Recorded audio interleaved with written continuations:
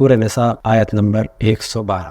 اس آیت کا ترجمہ جو مولانا مودودی نے کیا ہے وہ آپ کے سامنے ہم بیان کریں، اور مولانا مودودی کے ترجمے کو یوں منتخب کیا گیا کہ وہ اہل سنت کی دنیا میں مقبول ہے، اور یہ گفتگو انہی کے لیے ہے۔ پھر جس نے کوئی خطا یا گناہ کر کے اس کا الزام کسی بے گناہ پر تھوپ دیا، اس نے تو بڑے بہتان اور سری گناہ کا بار سمیٹ لیا۔ اس آیہ کریمہ میں خداوند تبارک و تعالیٰ کا جو اصل پیغام ہے وہ یہ کہ اگر کسی سے کوئی غلطی ہو اور گناہ ہو تو یہ ایک گناہ ہے، لیکن اگر اسی غلطی اور اسی گناہ کو اپنے آپ کو بچانے کے لیے اس پر ڈال دیا جائے تو یہ بہت ہی بڑا گناہ ہے اور ایک کھلا بہتان ہے۔ ایک موضوع جو اس وقت ہمیں ڈسکس کرنا ہے وہ اس حوالے سے ہے کہ صدیوں سے اہل بیت کے چاہنے والے اور ماننے والے قتل کیے جا رہے ہیں کسی نہ کسی ایک تہمت کے ذریعے سے۔ البتہ اس جانب توجہ رہے کہ جہاں جہاں لوگ مذہب اہل بیت میں داخل ہو رہے ہیں وہ انہی تہمتوں کی وجہ سے داخل ہو رہے ہیں، کیونکہ جب انہیں پتہ چلتا ہے کہ تہمتیں جھوٹی ہیں تو وہ بڑی شدت سے تحقیق کرتے ہیں اور مذہب حق اہل بیت میں داخل ہو جاتے ہیں۔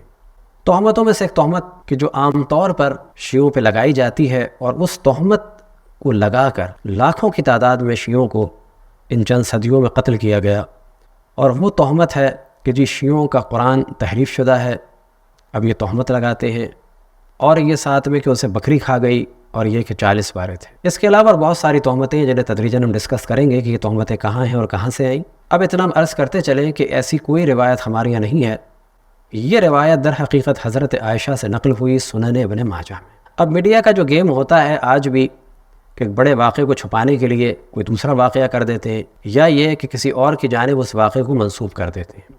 اسی میڈیا کے کمال کے گیم کو کھیلا بعض اسلامی علماء نے کہ اپنی اس روایت کو چھپانے کے لیے اتنا شور مچایا کہ اس کو شیعوں سے منسوب کر کے دو فائدے اٹھائے۔ ایک فائدہ یہ کہ ان کو مروایا، اور دوسرا فائدہ یہ اٹھایا اپنے گمان میں کہ اپنے آپ کو محفوظ کر لیا کہ ہمارے جوانوں کی نگاہیں ہماری کتابوں میں نہ پڑ جائیں۔ اور اسی کو کہا جا سکتا ہے محاورتاً کہ چور نے مچایا شور، چور چور چور۔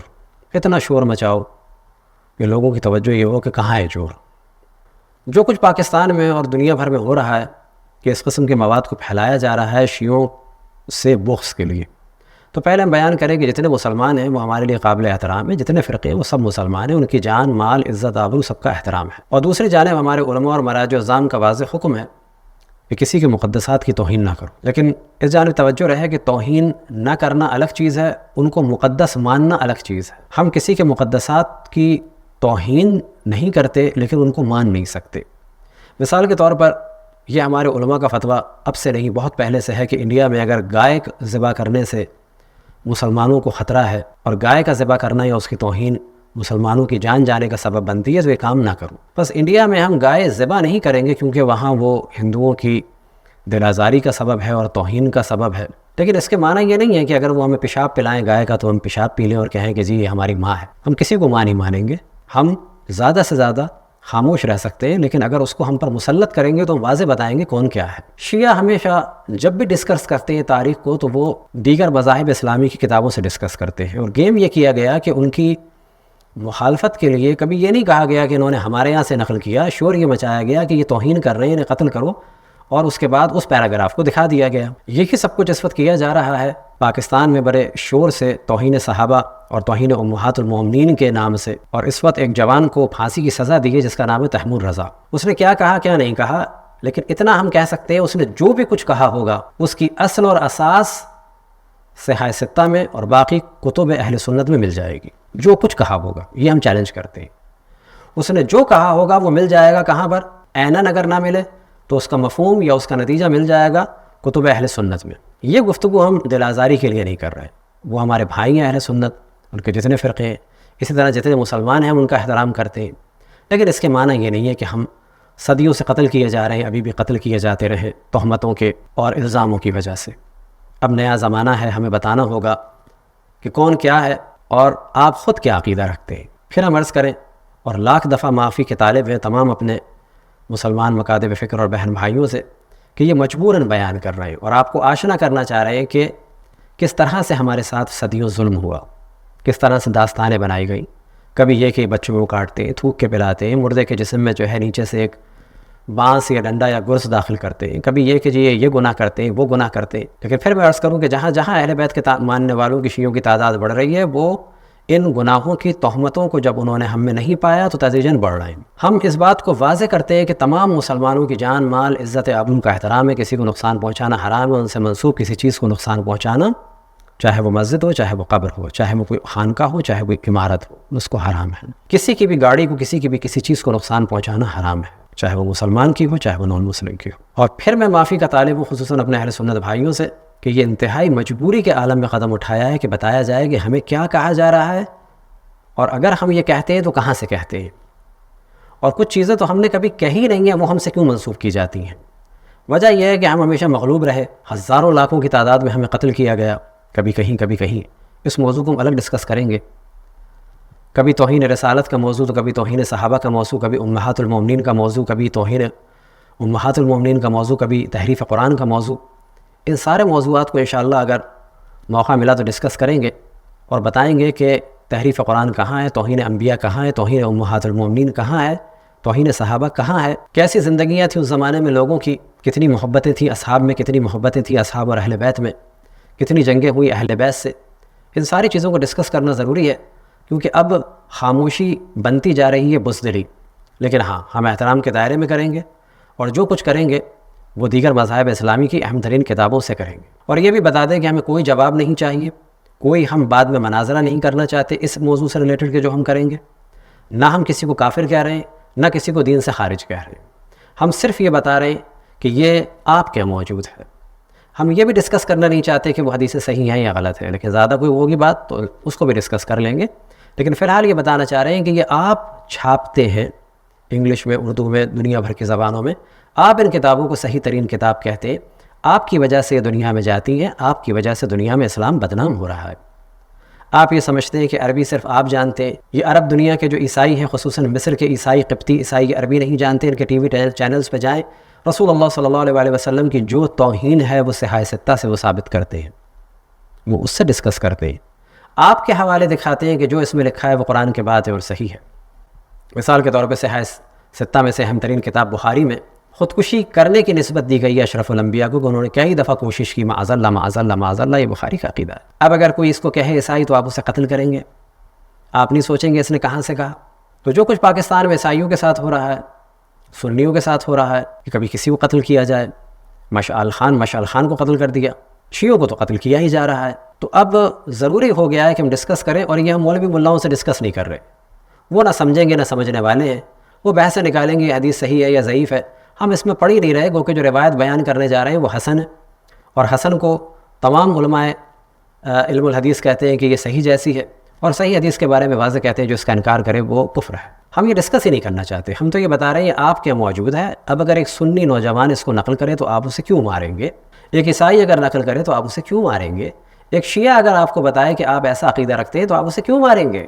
آپ ان کتابوں کو صحیح کہنا چھوڑیں اگر آپ پریشان ہیں، آپ ان کتابوں کو اردو میں ترجمہ کرنا چھوڑیں، آپ ان کتابوں کو انگلش میں انٹرنیٹ سے ہٹائیں۔ جتنے کیری کیچر ہیں وہ ہم دکھا نہیں سکتے، لیکن آپ جا کے دیکھیں جتنے کیری کیچر ہیں اور جتنے کارٹون ہیں ان کی بنیاد صحاح ستہ ہے۔ بائبل کالجز میں جائیں، ہم بعض کا نام نہیں لیتے، خود ہم نے وہاں پر جا کے ان موضوعات کو دیکھا اور ڈسکس کیا کہ وہاں پر عربی اگر کچھ جانتے ہیں تو وہ نکال رہے ہیں اشرف الانبیاء کی توہین صحاح ستہ سے، انگلش اگر جانتے ہیں تو وہ آپ کی انٹرنیٹ سے اور مختلف جو کتابیں آپ نے ترجمہ کی ہیں وہاں سے نکال رہے ہیں۔ اب اگر اس کا ایک نسخہ پاکستان میں نکل آئے تو آپ شہر کو آگ لگا دیں گے، عیسائیوں کو مار دیں گے، آپ یہ سوال نہیں کریں گے کہ ان کو یہ کھلونا کس نے دیا، انہیں یہ روایت کس نے دی۔ تو یہ پرانے زمانے کی باتیں تھیں، بڑا کر لیا، مار لیا، پیٹ لیا، جلا لیا، کافر قرار دے دیا، مرتد قرار دے دیا۔ اب جو روایت آپ کے سامنے ہم پیش کر رہے ہیں یہ صحاح ستہ میں سے ایک اہم ترین کتاب ہے سنن ماجہ کی۔ اس کتاب کے مختلف جو ایڈیشنز ہیں، ترجمے ہیں، وہ آپ کے سامنے بیان کریں گے، اور پھر ہم بیان کریں کہ تمام سنی فرقے، چاہے دیوبندی ہو، بریلوی ہو، اہل حدیث، وہاں جو دشمن اہل بیت ہے اس کے ساتھ کوئی معاملہ نہیں۔ اور اشرف الانبیاء حضرت محمد مصطفیٰ صلی اللہ علیہ وآلہ وسلم فرما چکے ہیں، یا علی لا يحبک الا مؤمن ولا یبغضک الا منافق، کہ اے علی تم سے کوئی محبت نہیں کر سکتا سوائے مومن کے، اور کوئی بغض نہیں رکھ سکتا سوائے منافق۔ تو جو بھی دشمن مولا علی ہے، اہل بیت کا دشمن ہے، تو سیدھی سیدھی بات ہے ہم اسے بالکل منافق سمجھتے ہیں، اس پہ کوئی کمپرومائز نہیں ہے، یہ حکم رسول اللہ صلی اللہ علیہ وآلہ وسلم ہے۔ یہ حدیث، اور اس کو پڑھنے سے پہلے پھر میں معذرت کا طالب ہوں تمام مسلمان فرقوں سے، اور یہ میری گفتگو مولوی ملاؤں سے، دینی مدرسے کے طالب علموں سے نہیں ہے، ان کے ذہن بند ہو چکے ہیں، ان کی برین واشنگ ہو چکی ہے، وہ صرف قتل کرنا جانتے ہیں۔ یہ میری گفتگو ہو رہی ہے ایکٹیوسٹ سے، یہ میری گفتگو ہے پڑھے لکھے نوجوان لڑکی اور لڑکوں سے، یہ میری گفتگو ہے اینکر پرسن سے، یہ میری گفتگو ہے ایک مظلوم کے عنوان سے کہ جو فریاد کر رہا ہے کہ بھائی آپ اپنے موضوعات کو ہم پر ڈال کے ہمیں کیوں قتل کرتے ہیں؟ ہم اگر آپ کی چیز کو نقل کر کے آپ کو بتانا چاہتے ہیں تو آپ اس کے پیراگراف کو نقل کر کے کیوں ہمیں مرواتے ہیں؟ اگر ہمارا خطیب یا کوئی عالم یا ذاکر اگر کوئی روایت آپ کی کتاب سے پڑھتا ہے تو آپ کہتے ہیں یہ توہین کر رہا ہے، اسے قتل کر دو، کیس بنا دو۔ تب یہ جو کچھ ہم کر رہے ہیں انتہائی مجبوری کے عالم میں کر رہے ہیں، اور قطعاً یہ نہیں کہنا چاہتے کہ ان روایتوں کی وجہ سے اہل سنت معاذ اللہ دین سے خارج ہے، نہ وہ مسلمان ہیں، ان کی جان مال عزت آبرو ہر چیز احترام ہے، ان کا ذبیحہ حلال ہے، ان کی ہر چیز حلال ہے۔ اور ہم سب کو نصیحت کرتے ہیں کہ اہل سنت کے ساتھ دوستیاں رکھیں، آنا رکھیں، جانا رکھیں، محبتیں رکھیں، ملنا رکھیں، ملانا رکھیں، کفن میں جائیں، دفن میں جائیں، ملیں، خدمت کریں، ان کے یہاں جائیں، ان کی مدد کریں، اور ساتھ میں حقائق کو واضح بیان کریں۔ اتحاد کے قطعاً یہ معنی نہیں ہے کہ ہم پہ تہمتیں لگتی رہیں، ہم خاموش رہیں۔ ہمیں معلوم ہے کہ اس کے بعد پرابلم ہوگا، ہمارے بعض لوگ بھی چیخیں گے، دوسرے بھی چیخیں گے۔ ہم سب کا احترام کرتے ہیں، ہم صرف یہ بتانا چاہ رہے ہیں اور قانون دانوں کی توجہ دلانا چاہ رہے ہیں، خصوصاً وکلا کی اور ججز کی، کہ اگر کوئی چیز کسی مذہب اور دین کی کتاب سے نقل کی جائے تو کیا آپ نقل کرنے والے کو توہین رسالت کی وجہ سے نام سے قتل کریں گے اور توہین صحابہ، توہین امہات المومنین کے نام سے؟ اور اب ان چیزوں کو ہم تدریجاً بیان کریں گے اور بتائیں گے انشاءاللہ کہ کیا کیا چیز ہم سے منسوخ کی جاتی ہے اور یہ چیز آیا کتب اہل سنت میں ہے یا نہیں ہے۔ تو سب سے پہلے ہم ذکر کرتے سنن ماجہ کے بارے میں کہ جو صحاح ستہ میں سے کتاب ہے، اور اس کے مؤلف ہیں حافظ ابی عبداللہ محمد بن یزید ابن ماجہ قزوینی۔ یہ صحاح ستہ میں سے ایک اہم کتاب ہے، قرآن کے بعد اہم ترین کتابوں میں سے ایک ہے، اور اس کا ایک ترجمہ کہ جو فاضل شہیر مولانا عبد الحکیم خان اختر صاحب کہ جو شاہجہاں پوری تھے۔ اب یہ جلد نمبر 1 صفحہ نمبر 543 میں اس حدیث کو نقل کرتے ہیں، اور یہ حدیث نقل ہوئی ابو سلمہ یحییٰ بن خلف سے، اور انہوں نے نقل کی عبد الاعلیٰ سے، انہوں نے نقل کی محمد بن اسحاق سے، انہوں نے نقل کی عبداللہ بن ابی بکر سے، انہوں نے عمرہ سے، انہوں نے عبد الرحمن بن قاسم سے، اور قاسم نے نقل کی حضرت عائشہ سے۔ حضرت عائشہ فرماتی ہیں، اور ٹی وی پہ آپ اس کو دیکھ سکتے ہیں کہ حضرت عائشہ فرماتی ہیں رجم سے مراد سنگسار، رجم اور رضاعت کبیر کی آیت قرآن مجید میں نازل ہوئی تھی، وہ ایک کاغذ میں میرے بستر کے نیچے رکھی تھی۔ جب حضور کی وفات ہوئی اور ہم اس میں مشغول ہوئے تو گھر میں ایک بکری گھس آئی اور اس نے اسے کھا لیا۔ اصل جو عربی کی عبارت ہے اس میں سے جو اہم ترین موضوع ہے اس کو بیان کر دیتے ہیں ہم۔ لقد کان فی صحیفۃ تحت سریری، کہ یہ 2 آیتیں ایک صحیفے میں تھیں کہ جو میرے بستر کے نیچے تھا، اور انہوں نے یہی فرمایا ہے۔ البتہ صحیفے کا ترجمہ انہوں نے کاغذ کیا ہے، اور اس کے بعد فرماتے ہیں کہ یہ آیتیں کہاں تھیں اس کاغذ میں لکھی ہوئی تھیں، تو فرماتی ہیں بستر کے نیچے رکھی تھی۔ دوسرا ترجمہ سنن ابن ماجہ کا جو مولانا محمد قاسم امین صاحب کا ہے، مکتب العلوم سے چھپا ہے، اس کی جلد نمبر 2 میں اور صفحہ نمبر 51 میں، اور روایت نمبر ہے 1944۔ اب اینن اس کو ہم پڑھ دیتے ہیں بغیر کسی کمی اور زیادتی کے، تاکہ فرق بھی آپ کو محسوس ہو جائے کہ پہلے والے نے کیا چھپایا اور کتنا بدلنا چاہا۔ حضرت عائشہ رضی اللہ تعالی عنہا فرماتی ہیں کہ رجم کی آیت اور بڑی عمر کے آدمی کو 10 بار دودھ پلانے کی آیت نازل ہوئی اور میرے تخت تلے تھی۔ جب اللہ کے رسول صلی اللہ علیہ وسلم کا وصال ہوا اور آپ کی وفات کی وجہ سے مشغول ہوئے تو ایک بکری اندر آئی اور وہ کاغذ کھا گئی۔ انہوں نے جرت کے ساتھ تھوڑا اور واضح کر دیا کہ رضاعت الکبیر کے معنی کیا ہیں، تو فرماتے ہیں بڑی عمر کے آدمی کو 10 بار دودھ پلانا۔ اب اس کو ہم بعد میں ڈسکس کریں گے۔ تیسرا ترجمہ ہے سنن ماجہ کا، اور یہ ترجمہ کیا ہے حافظ ابو طاہر زبیر علی زئی صاحب کا، کہ جو کچھ ہی عرصے پہلے مرحوم ہوئے، اور وہ جلد نمبر 3 صفحہ نمبر 156 میں فرماتے ہیں حضرت عائشہ سے روایت ہے، انہوں نے فرمایا رجم کی آیت اور بڑی عمر کے لڑکے کو 10 بار دودھ پلانے کے مسئلے پر مشتمل آیت نازل ہوئی تھی۔ یہ دونوں آیتیں ایک کاغذ پر لکھی ہوئی میرے بستر پر پڑی تھیں۔ جب رسول اللہ صلی اللہ علیہ وآلہ وسلم کی وفات ہوئی، ہم آپ کے غسل و کفن وغیرہ میں، ہم آپ صلی اللہ علیہ وآلہ وسلم کے غسل و کفن وغیرہ میں مشغول ہو گئے۔ ایک بکری آئی اور وہ کاغذ کھا گئی.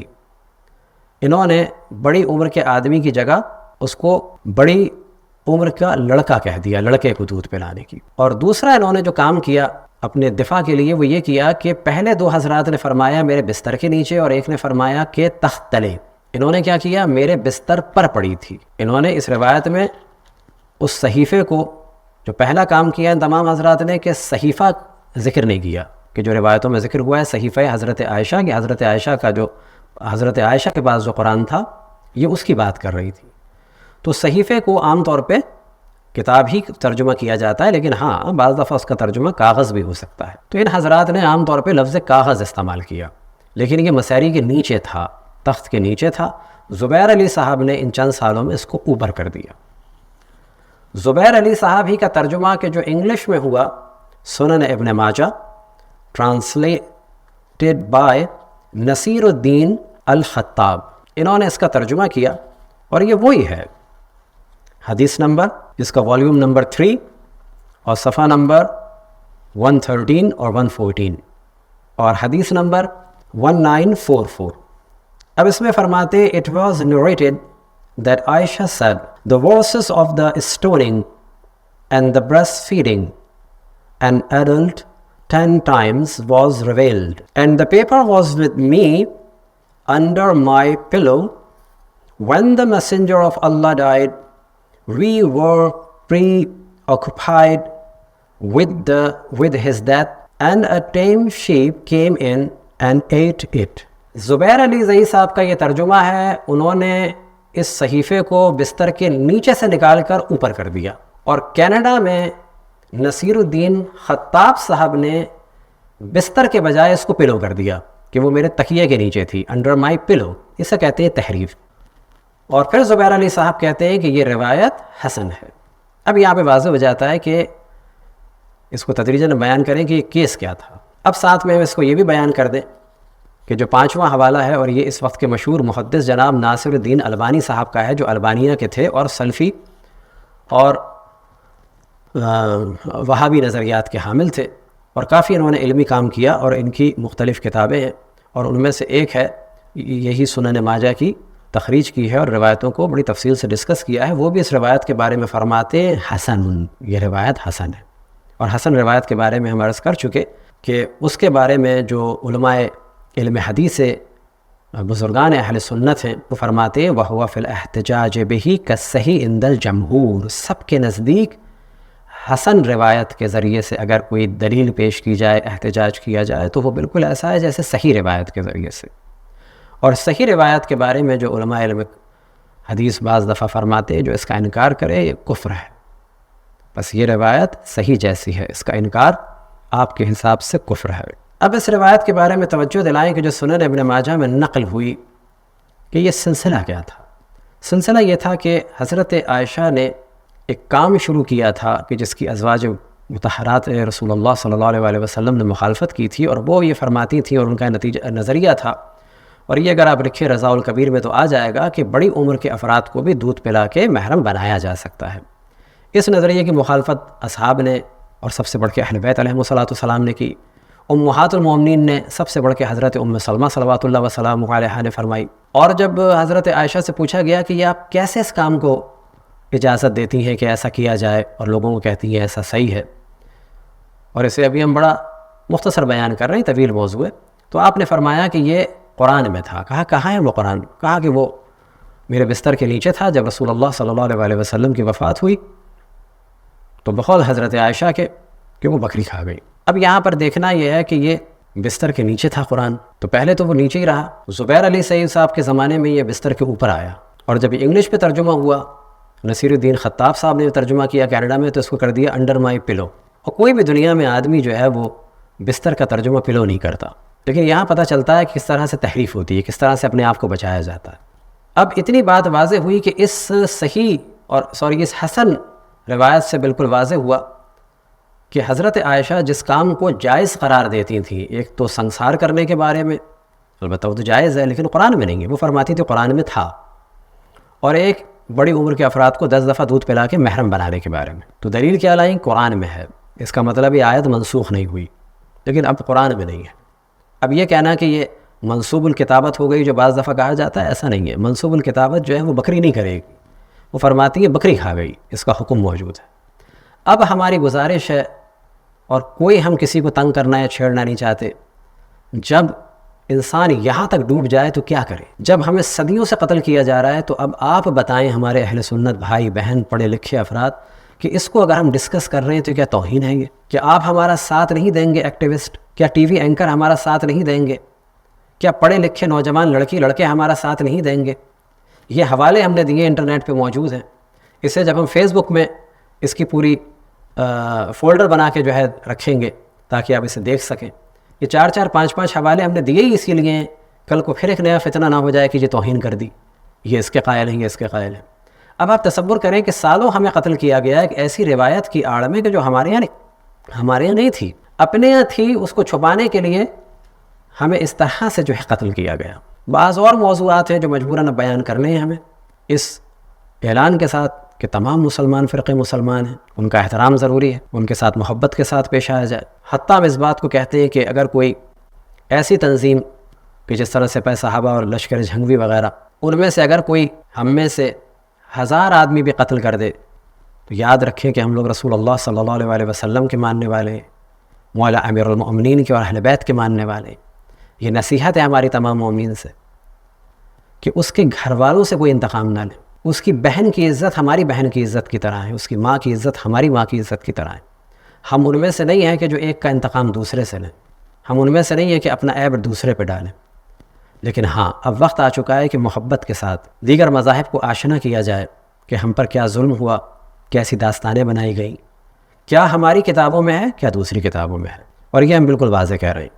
نہ ہم مناظرے کے موڈ میں ہیں، نہ ہم اس کا جواب دیں گے، نہ جواب سنیں گے، نہ ہم کسی کو کافر کہہ رہے ہیں. سب مسلمان ہیں. ہم صرف یہ بتا رہے ہیں کہ یہ آپ کے یہاں موجود ہے. حتیٰ اگر کوئی نیا اسکالر آ کے اس کو ضعیف بھی کہہ دے تو آپ نے ضعیف کہہ دیا، لیکن ہے آپ. اور ہمارا سوال صرف اتنا ہے عدلیہ سے، وکیلوں سے، ججز سے، وزراء سے، قانون سار اسمبلی سے، کہ اگر یہ چیزیں آپ کے یہاں موجود ہیں، اگر اسے کوئی قتل لکھ دے کہیں پر تو کیا آپ اسے قتل کریں گے؟ اس پہ سوچیں اور یاد رکھیں کہ آج آپ قتل کر سکتے ہیں، لیکن اب یہ ساری چیزیں پبلک میں آ چکی ہیں.